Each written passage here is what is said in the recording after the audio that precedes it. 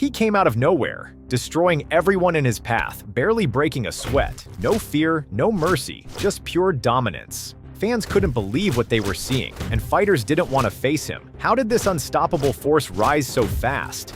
The journey is as wild as the fights. He wasn't born in a gym. He was built in war. Khamzat Chimaev didn't grow up dreaming about fame or belts. He grew up in Chechnya, in a place where survival was more important than success.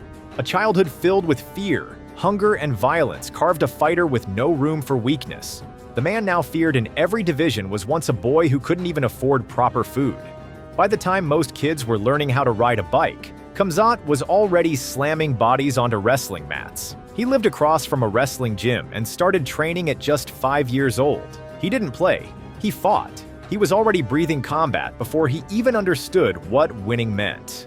Yep. And he's an intelligent guy, man. He's not a guy that doesn't do his homework. And he was just saying about, everybody talks about how aggressive Khamzat is, and he goes, watch his fight in Kamaru Usman the second round. Over 3 minutes of him just standing there. He's like, he's not going to be able to do that to me. He's going to be working the whole time. Right. He trains so fucking hard that he puts out everything in that 5 minutes. And when he moved to Sweden at 19, it wasn't for comfort. It was to chase something bigger. He worked in a factory by day and wrestled by night. He didn't speak the language, didn't have money, didn't know anyone. But he had hunger. The guy was mopping the floor with national champions in Sweden.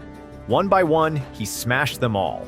People talk about natural talent, but Chimaev was all grit, pressure, and chaos. His style was terrifying because it wasn't clean. It was suffocating. He grabbed you, dragged you, and broke you, fast. But everything changed the night he saw Conor McGregor knock out Jose Aldo. Not because he idolized him. It was when he heard how much McGregor made that night. Millions for one punch. Khamzat said, "Why not me?" And just like that, the switch flipped. It wasn't just about survival anymore. It was time to smash. He packed his bag, moved to Stockholm, and joined All Stars Training Center, the gym of legends. This is where he trained with UFC veterans like Alexander Gustafsson and Ilir Latifi. This is where the Wolf was truly born. Then came the amateur fights. Fast wins, blood, chokes, broken men. He turned pro in 2018, and what happened next? Pure destruction. His debut was a demolition job. He dropped his opponent with a jab, a freaking jab, then mauled him until the ref had to save the poor guy. But that wasn't a one-off. That became his pattern. Another fight? Boom. Takedown. Drown them. Another opponent was smashed and choked. He'd lose his mouthguard mid-fight and casually pop it back in, while still holding his opponent down and smashing his face. And just like that, Brave CF signed him. A small Chechen fighter no one had heard of was suddenly turning heads across the MMA world. It was a warning. He grabbed John Phillips, slammed him to the mat, dragged him to his own corner like a lion showing off the kill, and pounded him until the ref stopped it. He made a trained fighter look like he didn't belong in the cage. But Chimaev wasn't done. He walked straight up to Dana White after the fight and said, "Give me another one right now." That wasn't talk. It was a demand. The chances are good. The guy wants to fight again. He just took him 17 seconds. He didn't really have a lot of time to train. We flew him in here. It's been crazy since that kid's been here. He was training out in a parking lot, and he's a fascinating human being. And yes, if I can turn him around in Fight Island, I will. The UFC gave him a second fight just 10 days later. That's unheard of. And guess what? He took 0 damage in both fights. 0. Not a scratch. In that second fight, he fought a bigger opponent at welterweight. Chimaev didn't even break a sweat. He took him down in seconds, hammered him with over 100 unanswered punches, and didn't let the guy land a single strike, not one. The stat line was so crazy, fans thought it was a glitch. 2 UFC fights, 2 finishes, 1 strike absorbed. Suddenly, the world was paying attention. Commentators said he was the next Khabib, but real ones knew. Khamzat wasn't Khabib. He was something scarier. Khabib controlled you. Chimaev hunts you. The man doesn't play with his food, he devours it. Then came the big test. Gerald Meerschaert, a black belt in jiu-jitsu, way more experience, real knockout power. People said this would be the fight that exposed Chimaev. They were wrong. So wrong. Chimaev walked in and ended it in 17 seconds. 1 punch. That was it. Boom. Lights out. No takedown, no ground game, just a missile of a right hand straight to the chin. And that's when the MMA world stopped laughing and started fearing. Now it wasn't just hype, it was real. The Chechen Wolf wasn't a prospect anymore. He was a problem. But just when his momentum hit top speed, everything came crashing down. He caught COVID, not just the flu symptoms. He was coughing blood, struggling to breathe. The virus nearly ended his career before it even truly began. He was in the hospital and still wanted to train. That's the kind of madness we're dealing with. But he did recover, and when he returned, it was terrifying. His comeback fight was against Li Jingliang, a ranked welterweight, a dangerous striker, a guy known for his toughness. None of that mattered.